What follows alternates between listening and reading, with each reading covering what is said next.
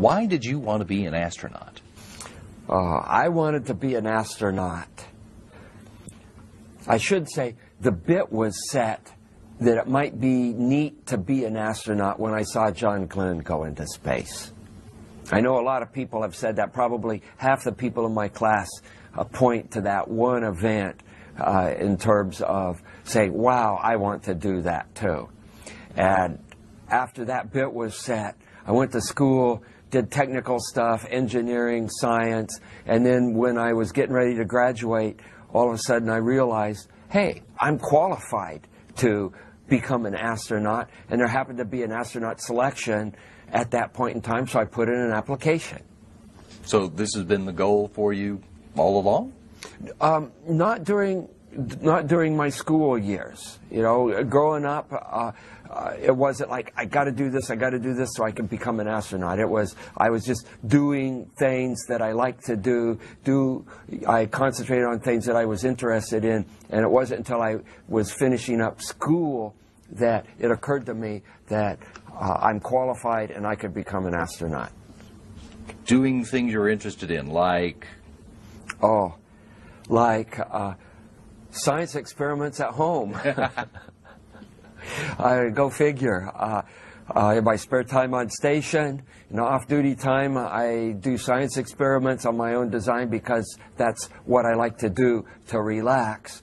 And when I was in high school, I did the same thing. On weekends, I would spend the time in my dad's shop making all kinds of little scientific inventions. And then when I was in college, I would do the same thing. And then I became an engineer in terms of my schooling, but really a scientist by profession, and I think by heart an explorer. Let's go back to the beginning of that story. Tell me about your hometown and what it was like for you when you grew up there. I grew up in a small logging farming town in Oregon, not too far from Salem, in the middle of the Willamette Valley. And growing up in that environment, I learned to not only fix things and take care of things, but I also was able to go off into the woods and go snorkeling in ponds and look at pond mud under a microscope and ask questions and get excited about just the world around you. So you took advantage of of what was there.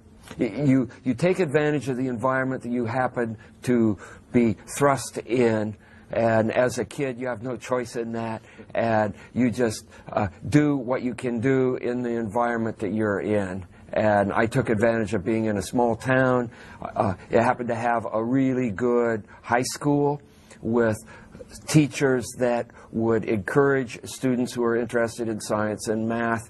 And I graduated from high school and hit the college circuit with all the skills necessary to do well in a college environment. Did you get a chance to see Silverton from space? I did. Silverton being in the middle of the Willamette Valley, it's a low contrast target, meaning it's kind of hard to see from space. If you're looking at something in the middle of the desert, you get stark shadows and high contrast, and you can see small details. But farming communities in the middle of a farming valley, the contrast is so low, it's hard to see unless you use binoculars or a telephoto lens. And you knew it was coming, so you'd have the opportunity to be prepared. You know that these things are coming, and you'd be amazed at how quickly they go by. Orbital velocity over a single point on Earth, you have maybe 45 seconds, maybe 60 seconds to look at any one area, and then it's out of view. A second ago, you had brought us up to the point in the story. You said you went to a very good high school that got you ready to go off into college. Pick up the story from there. Tell us about your college, your graduate, postgraduate experience, and your professional career that led you up to becoming an astronaut. Well, in college, I learned that science, math, and engineering is the key to doing everything cool in life. And it allows you to go off on scientific expeditions and collect data. It allows you to go to the bottom of the ocean. It allows you to go to the top of mountains. It allows you to fly in airplanes in the stratosphere and take samples. And you could do all these really cool frontier expeditions. It allows you to go to places like Antarctica as well. And so when I was in college, I focused on the science, the math, the engineering, because that was the cool stuff to do. Walk us through the steps for you in your college and then graduate school. Well, I majored in engineering, in chemical engineering at Oregon State University. And I love chemistry and I love engineering, so I figured that would be a good compromise. And while in the engineering department, I would take extra classes.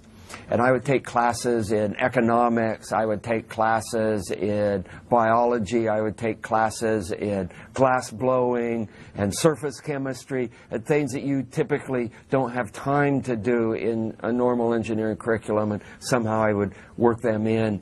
I guess I didn't date a lot in college, but that allows you to work in some of these other activities.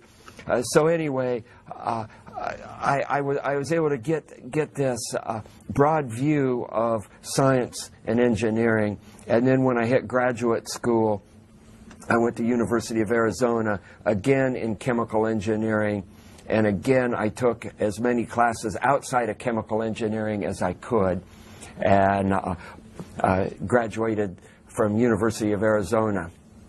And then you had some quite interesting professional experience right away. Well, from University of Arizona, I went to Los Alamos National Laboratory. And they like to get people young right out of school so they can be formed into the kind of researchers they want. And at Los Alamos National Laboratory, I worked in the capacity as a scientist. And then from Los Alamos, I was there 13 years. From Los Alamos, I got picked up by NASA. And I find it interesting that I worked the early part of my career at a national laboratory, and now I'm going back into space on Space Station, and again, it's a national laboratory asset. So in some respects, I've gone a full circle while I'm going in circles around Earth. Well, now you're going flying in space. And this is a job that has risks associated with it that most of the rest of us don't have to encounter in our jobs. But it begs the question for you, and that is why? Why? What is it do you think that we're getting as a result of flying people in space that makes it worth taking the risk to do it? Well, there's almost nothing that we have here in our modern society that doesn't involve some risk of those who are able to provide it for us. And we don't necessarily notice that, or we don't take the time to notice it. But you look at something as simple as our airplane travel. I should say we take it for granted that we can jump on an airplane and fly halfway across the country for a birthday party, and then we fly back to work the next day. And things that were unheard of 100 years ago, now we jump on an airplane and fly all over, and we have very little thought as to the safety involved with flying airplanes. But it wasn't always that way. And it took people who were willing to accept some risk and work in a risky field to make airplanes and the whole aviation area as safe as it is today. And we oftentimes forget about that. And we are in the infancy stage right now for space exploration. We can do it, but it's right at the ragged edge of our engineering ability. And whenever you do something like that, the risk level goes. The risk level is elevated, and if you're not willing to take the risk, then you as a society will not be advancing that field, and you'll be sitting back watching a different country who's willing to take the risk advance that field. And I think you could see historic examples of that with transoceanic exploration and the countries who literally wrote the map on what the New World looks like and the names in the New World versus those countries that might have had the capability early on but decided not to. Don, you're getting ready to launch to the International Space Station to be part of Expeditions 30 and 31. Give me a summary of what the mission goals are for your time on orbit and what responsibilities and jobs are going to be yours when you're up there. Well, I'm one of the science guys and I'm one of the repair guys. And fortunately, there's lots of science and lots of repair to do on station, so that will certainly keep us all busy. You've been to this station twice before on your previous space flights. What are you looking forward to about this opportunity to go back? Well, the first time I went there was Expedition 6 for 5.5 months. And you feel like station is your home. That's where you are living. The second time I went there was for a 16-day shuttle mission. And you feel like you're a visitor in somebody else's home. And I personally like the ambiance of living and working in space. So I am looking forward to going back home. Well, the International Space Station today is a lot different than it was the first time you saw it. Yeah. Give us a rundown of what is there. What's up Okay. there on orbit right now? Okay. Well, the International Space Station has grown significantly since the last time I lived there. On the Russian side, they have 2 new modules. They have MEM 1 and MEM 2, and these are an airlock module and a storage research module.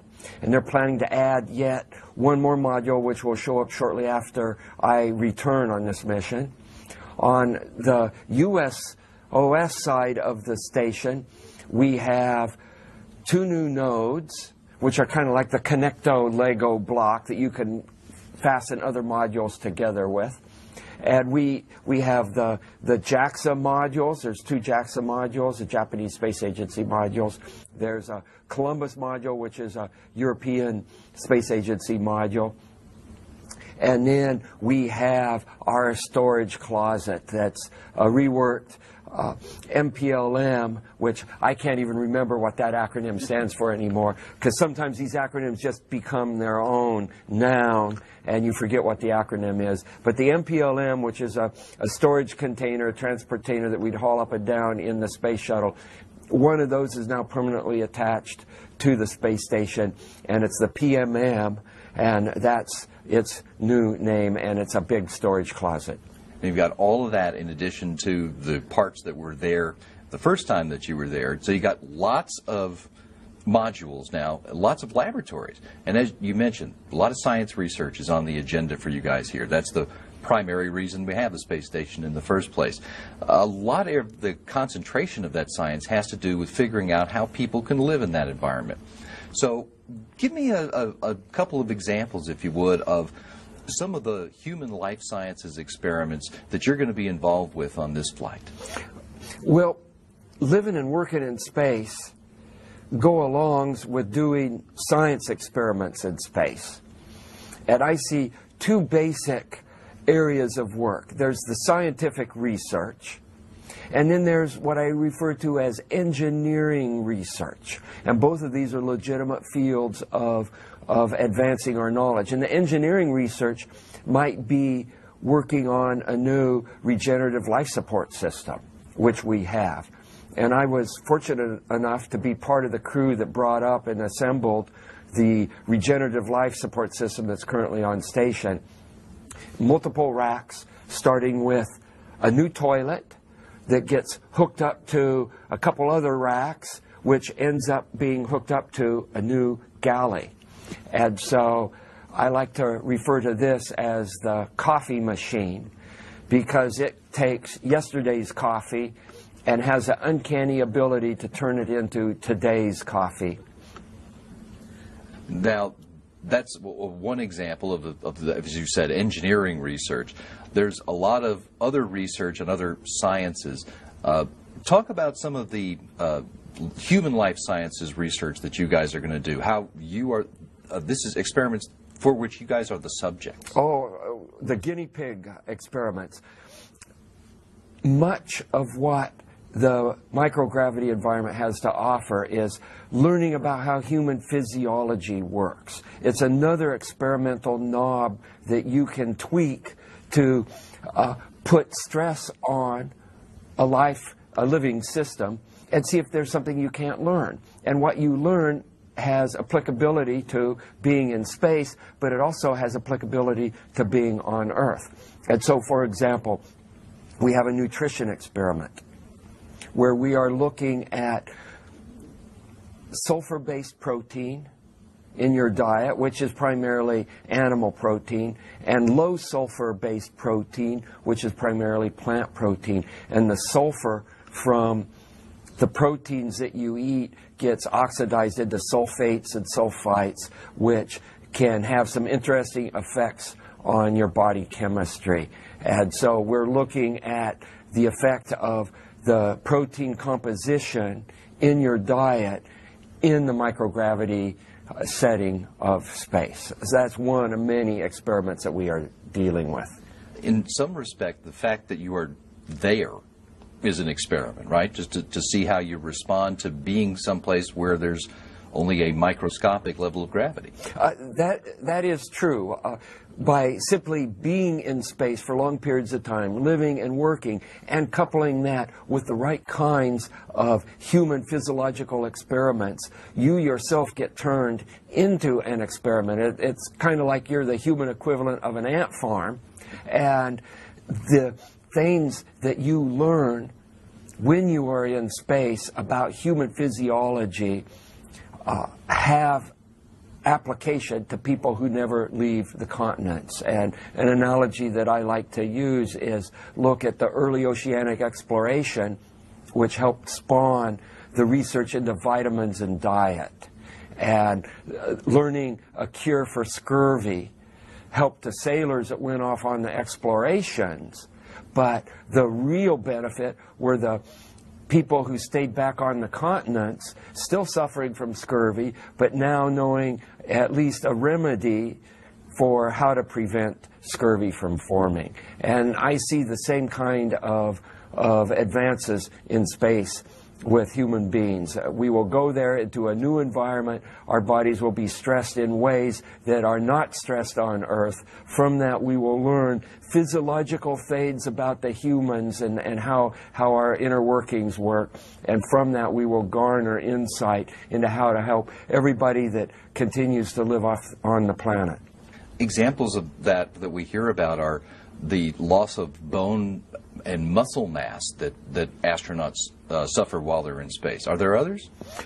There are a bunch of things that are all related. It's a network. So if you lose muscle mass, then you're going to lose a little bit of coordination, and then you're not going to be as stable, particularly when you come back to Earth. And then you have several different kinds of muscles.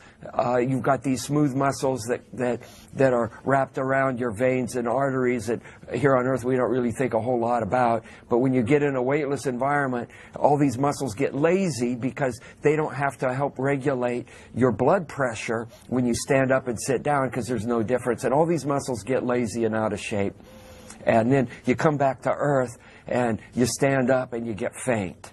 And so we're learning how these kinds of muscles interact with your body in this weightless environment, and how possibly this can shed light into these kinds of disorders on Earth where people stand up and get dizzy and have trouble. So it's helping us on Earth even while we're preparing to go other places. And that's why that's important, because you have to be able to function when you get to those other places.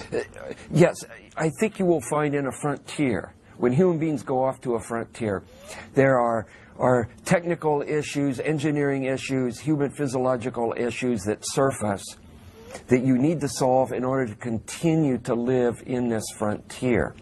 But by virtue of doing that, you solve problems that are back on the continent, so to speak, with people who never venture off into the frontier. So you get the benefit of being able to explore the frontier, and then you get to solve issues that are back on the continent. And the difficulty might lie in when you go to a frontier, you can never quite know what problems you are going to solve before you start your adventures. But after the adventures are over, everybody in hindsight can say, wow, look at all this stuff that we discovered. That's the fun part. That's the fun part. There's science in which you are the guinea pig, as you said. There's a lot of other science on board for which you guys will be the assistants to investigators on the ground, their hands and eyes working in the laboratories. Tell me about some of the other kinds of, I guess what some people will call the hard sciences, that experiments that you guys are working on. Well, being an astronaut on space station is a lot like being a graduate student in the lab in college once again, where you have a major professor that funds your research, and he also tells you what to do with your research, yet you have the license to make some new discoveries and venture off a little bit from what the programmatic research plan was designed to be. And Space Station is similar to that, and we have programmatic research, and we are like graduate students doing the work at the beckoning of the principal investigators who are on the ground. Now, some of the experiments that we're working on, we've got this really neat combustion experiment where we are looking at how flames burn in a weightless environment. And flames require gravity and buoyancy-driven convection in order to make what we consider a flame or a fire here on Earth. And you remove the role of gravity and flames become a completely different sort of animal. And this experiment is from NASA Glenn and requires a lot of fiddling around with the astronaut on orbit, because first you have to get the flame lit, which is not necessarily an easy thing to do, and that takes a fair amount of fiddling around. And then once you get the flame lit, then you got to tweak on knobs, adjusting flow rates and things in order to get the flame to kind of dance around right where you want, and then you collect the data. And that is sort of science experimentation at its best, because we're using the human capability of having a pair of hands and a pair of eyes with a brain on orbit to twiddle knobs and adjust things, while the principal investigator, like our major professor in graduate school, looks over our shoulder and directs the experiment. There's a fascinating concept that the JAXA scientists have come up with. And this has to do with not manufacturing something in a weightless environment for use on Earth, but it's manufacturing a template that requires microgravity to get atoms arranged at the nanometer scale. And then you bring that template back to Earth, and once that template has been made, you can use it to create more templates on the ground. So it's a fascinating twist to manufacturing in space, where you make one of something in space, you bring that one of something back down to Earth, and then you use that to reproduce, mass reproduce copies with that same microgravity imprinted scale. And that is a fascinating use of the microgravity environment on Space Station, and they're having crew like me work on this experiment during our mission. I found something interesting too a couple of minutes ago when you were differentiating about the kinds of science. You were talking about science such as this, where you're doing work for people on the ground, but then there's also other science that you guys come up with your own, on your own. When you were the NASA ISS science officer back on Expedition 6, you pioneered the Saturday morning science, where you took advantage of some of your free time and did some really neat and interesting looking things that helped make science concepts understandable. You did it on your shuttle mission too. You have plans for to do the same thing this time around? I most certainly do. Great. And let me talk a little bit about time on station. And I like to say that we have two kinds of time. We have on-duty time and we have off-duty time, and that we really don't have any free time on station. And during your off-duty time, that's when I plan to do science of opportunity or science of my own design or Saturday morning science. And these are simple scientific demonstrations that I can use on a non-interference basis using galley materials and little bits and things that I find on station, and use these in some clever way to illustrate some basic principle of science. And I'm planning a whole repertoire of these Saturday morning science demonstrations. That's good to hear. I look forward to that. The U.S. segment of the International Space Station, since you've been up there, has been designated a national laboratory that's designed to boost utilization of the resource by other U.S. government entities as well as the private sector, and to help pursue some national priorities in these scientific areas. How's that working out so far? In what new ways is the station being used by these other users? The national laboratory concept for space station is to allow other entities, both private and government entities, access the station in a way that they typically wouldn't be able to have, or maybe wouldn't think that they would have. And so they work on their own experiment, and then NASA gets the hardware up, which is hopefully smaller bits of hardware, and then you utilize the big facilities that are already on station, and then the crew time is provided to do these experiments. And the National Institute of Health is one of the big initial partners for using the National Laboratory concept on the space station. And as you can imagine, it all again hinges on human life science, or life science done not on human subjects, but life science done at the beaker and test tube level.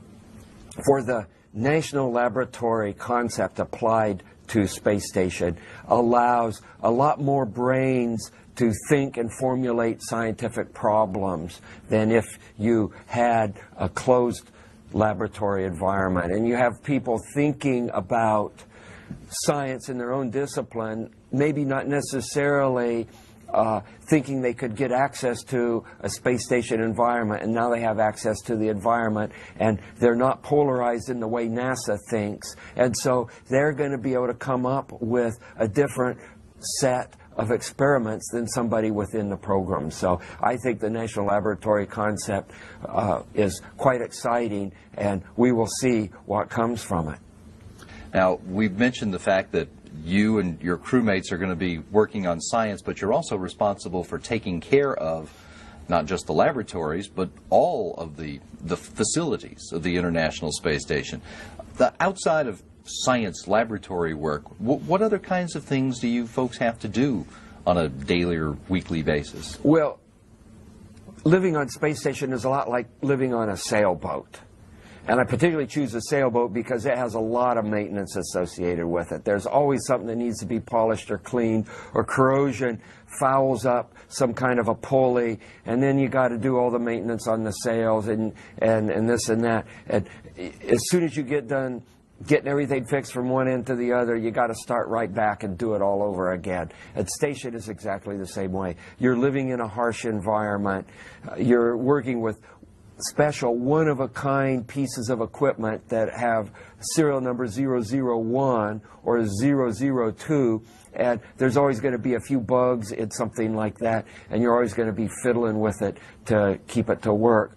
And you realize that space station is your home, and if it doesn't work right, then your home doesn't work right, and you're going to be aborting back to Earth. So it's important to maintain the space station, and in the process of doing so, you add to what I call the engineering research knowledge. It's learning how to make mechanisms that keeps human beings alive in the harsh environment of space, so that when we decide to venture elsewhere for longer periods of time, we will have the technology to do that. These days, the supplies are delivered to the International Space Station on ships that are provided by Russia and Europe and Japan. There are 2 new cargo ships being developed under a NASA program that have their initial flights to the station on the current schedule, going to be while you're up there. Fill us in on what these new vehicles are and how they mix in with the current fleet of supply ships. Well, I view these vehicles like wagon trains supplying some government-run fort out west. And it doesn't matter whose wagon train it is. What's important is that the wagon train eventually makes it to the fort, which is a government-run facility out west. And that's the model that I see. And what's important is to give as many entities who are interested crack at being a wagon train and sending supplies up to space. And so far we've got a handful, and we'll see how successful they are in providing the services that need to keep space station going. Can you give us a little compare and contrast about these first 2 that are in line, the Dragon and the Cygnus? Oh, the Dragon and the Cygnus. The Dragon's made by SpaceX, and Cygnus is by Orbital Sciences. And a Dragon has up mass and down mass capability, so you can bring things home. Cygnus has up mass only, and then it has disposal capability in terms of burning things up if you need to get rid of things. And trust me, we have a lot of things on station that you need to get rid of, and you don't want to bring them down to Earth. You just want to get rid of them. So they both offer capabilities for up and down mass or disposal. They both require near flyby station, and then sort of like a cowboy roping a steer, we fly in the robotic arm and lasso the vehicle, and then we bring it up to one of the docking ports on space station. That's the same profile as the Japanese HTV uses, isn't it? Yes, it's the same profile that the Japanese HTV uses. It flies in a holding pattern about